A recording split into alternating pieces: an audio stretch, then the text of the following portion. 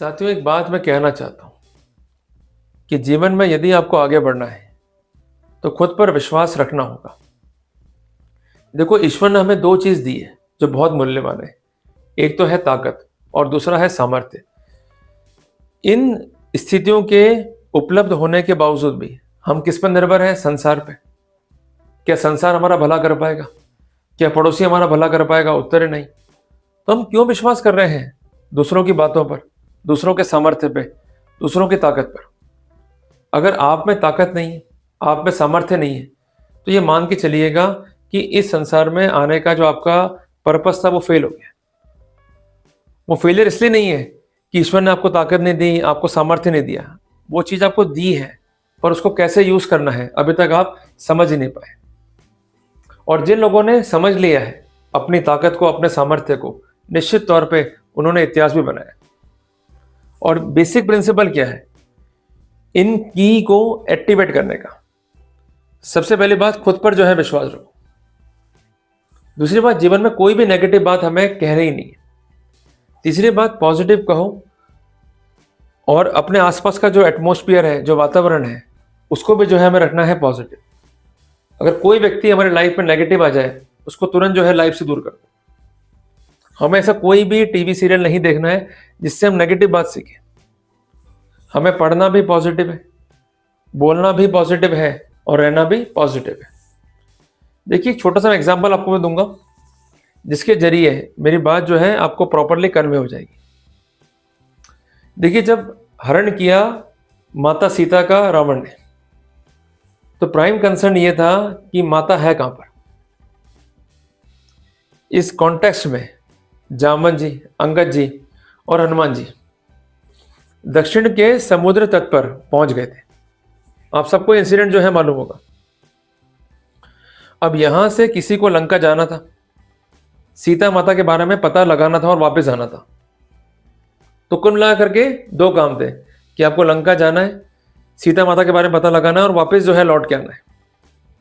पर ये काम कौन करेगा, इस पर डाउट था और इस पर जो है मंथन चल रहा था। तो सबसे पहला मौका मिला जामवंत जी को, पर उन्होंने क्या किया, जो ये अवसर था उसको गवा दिया।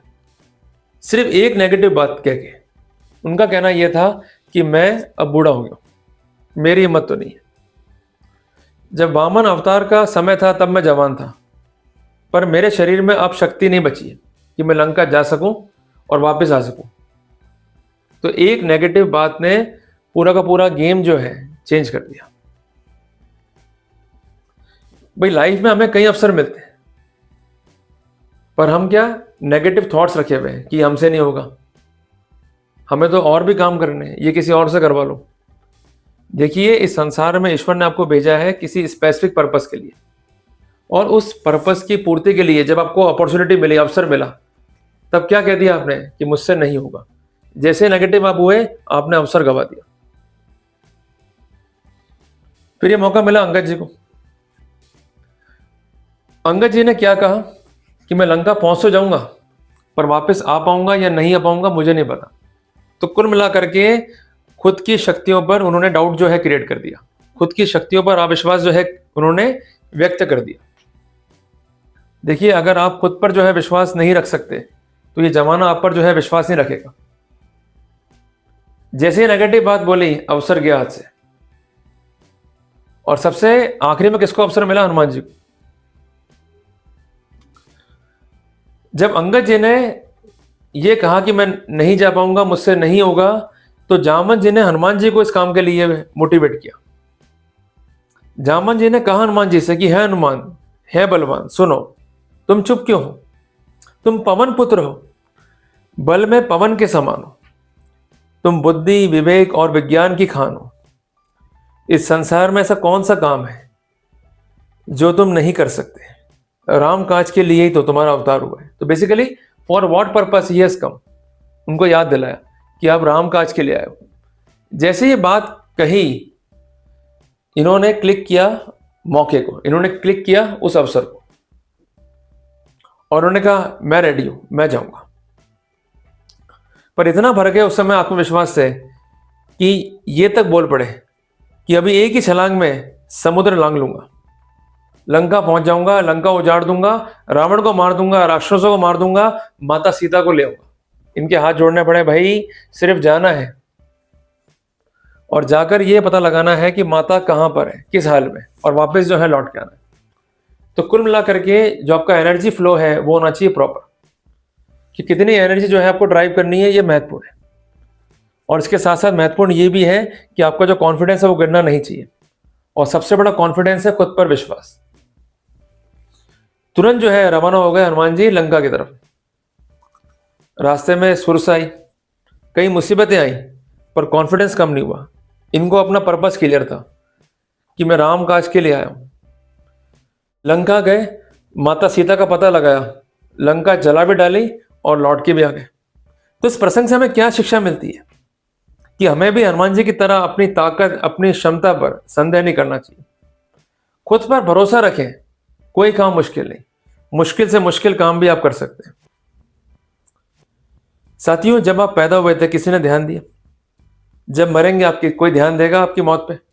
और जो आप जी रहे हैं कोई ध्यान दे रहा है आपके ऊपर?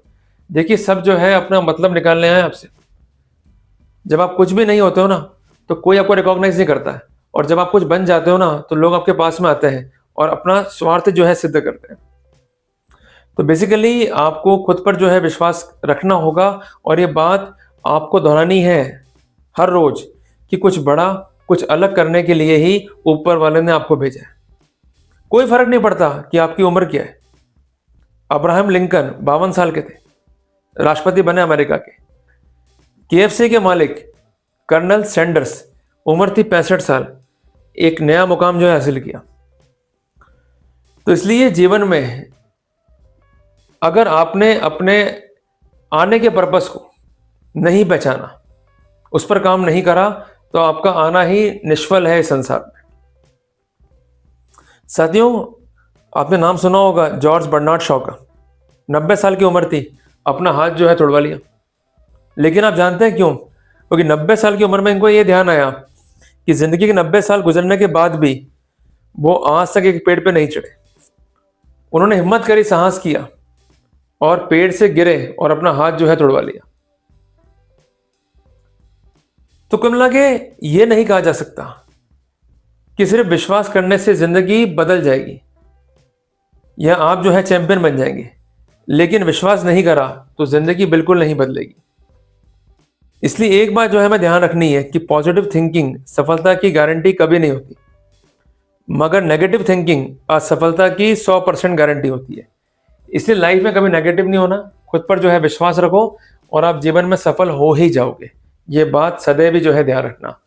तो आज के लिए सिर्फ इतना ही, जल्दी मिलेंगे एक नए विचार के साथ।